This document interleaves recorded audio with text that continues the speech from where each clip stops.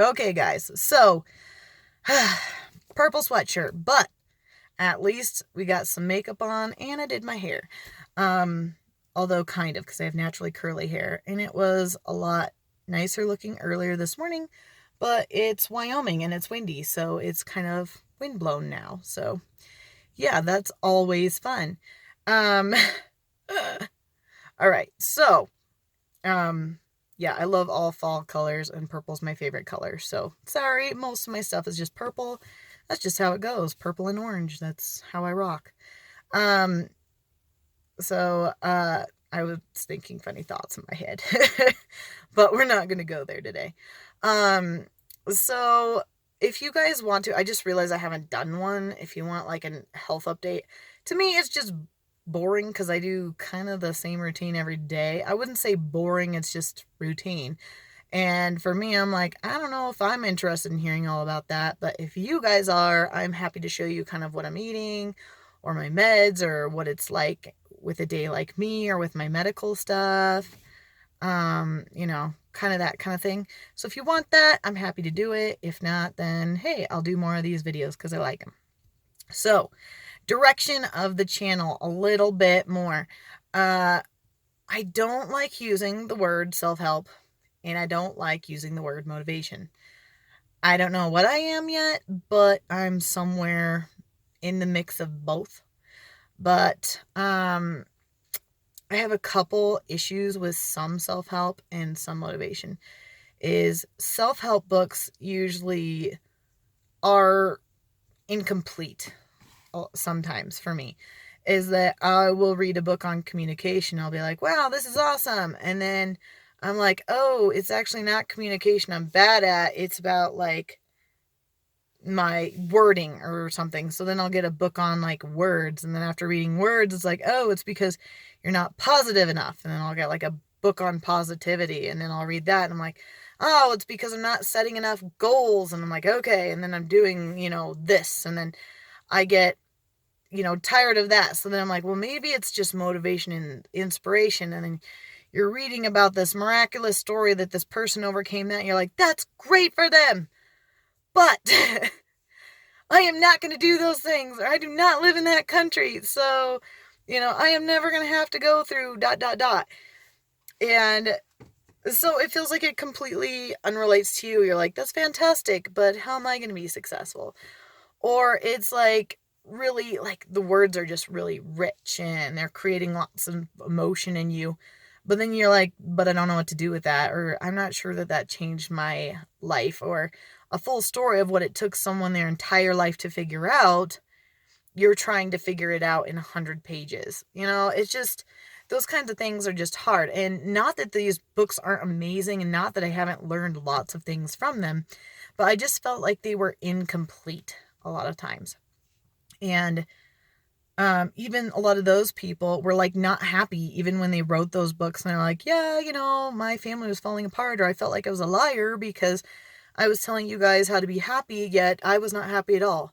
And so then I'm like, did I just waste my whole time reading this book and you told me you're not happy and you felt like you were living a lie? And it's like, I don't want to do that to people. Like, and I don't want to waste my time on that kind of stuff. It's just too much. And I kind of have more this simplistic approach, like bringing things back to the basic needs of like food, shelter, love, sleep. Those are the things I like to get into, that if you correct things and make it easier, the easier it is to do, the more likely it is we are to do them. And we tend to complicate things way too much. So I want things to be easier. And motivation should be like when you're at your weakest, how to make things work, not like when you're at your best and things aren't at their worst, so that like you feel like you're making a headway. And then when things don't work, you're like, now I don't know what to do. And I'm definitely going to do some breakdown of like common beliefs and that are actually like lies or things that we've believed for a long time that are actually doing you no good, because I've been doing a lot of self-study and a lot of looking at things that really made me realize that I had a whole lot of crap going on. And even a lot of these things about, I mean, for a while it sounded really good, but like minimalist thinking too. And I don't like that route too. A lot of times having less junk or things in your life, there are some things that are good, or being simple or back to basics, but having less material does not actually make you like less materialistic. Or even like a lot of these tiny houses are amazing, but sometimes they're not spending any less or not changing themselves internally, and you're just like, I don't know. Or this minimalist living where they have like 10 pieces of clothing. You're like, I really need more than 7 pairs of underwear in my life. Like, that's just not gonna cut it. Just different things like that. Or, how to make it work for you. Not like, hey, here's 1, 2, 3, follow me. But, okay, how is this gonna apply and work for you? And like I said, uncovering some myths and lies and things that aren't really doing us any good. And where I really got into this is I've had a lot of these things and thoughts in my head for a long time. I just wasn't brave enough to really share them. And then, like, this stuff has all been floating around in there for a long, long time. We'll get into it. But where I've recently become, that's gotten me stronger, is I've always had a lot of self-respect. I always respected myself. I respected my body, but I really didn't love me.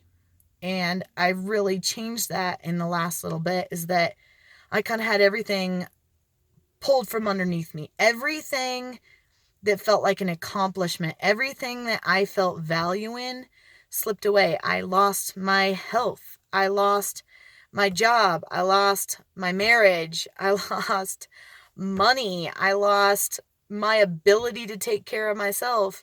I lost complete care of my animals. I lost living in my state. I had to move back in with my parents. And it's like, these are the things of being honest, not faking you out, not telling you or making you believe in more than, like, to achieve these things, because usually they're not long lasting.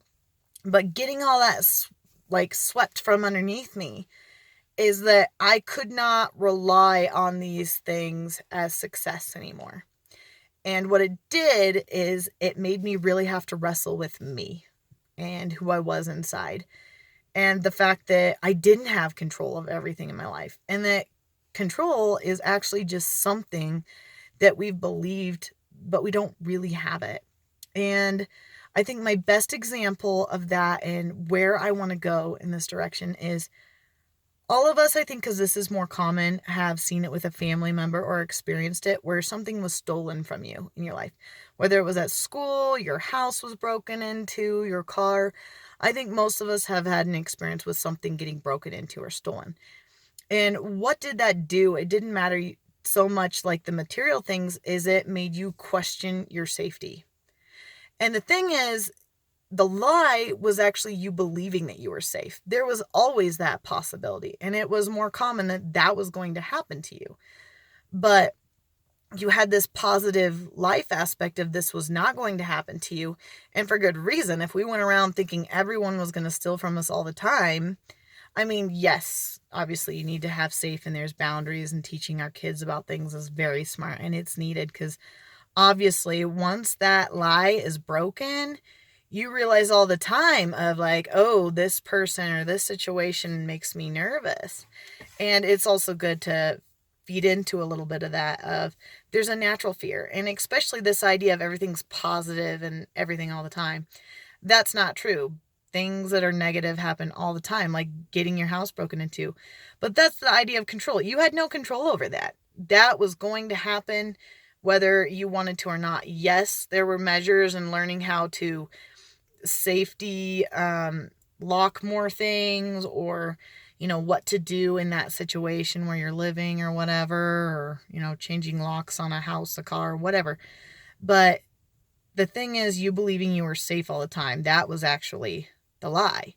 So not that we need to believe that everyone out there is to harm us or to do bad things to us. There's definitely people out there that want to help us. But I think that's a little bit more familiar to everyone, is that feeling. And so it's addressing things at those basics that are just a little bit different, if I can put it that way. But that's more of what I want to get into and break down and really help you guys with, because it's really made some changes for myself and how to actually gain control and what to do after those barriers have been crossed, after those things that you thought were important, you found out weren't important. You know, that friend that you thought was a really good friend, and then you're like, whoa, not so good of a friend, you know?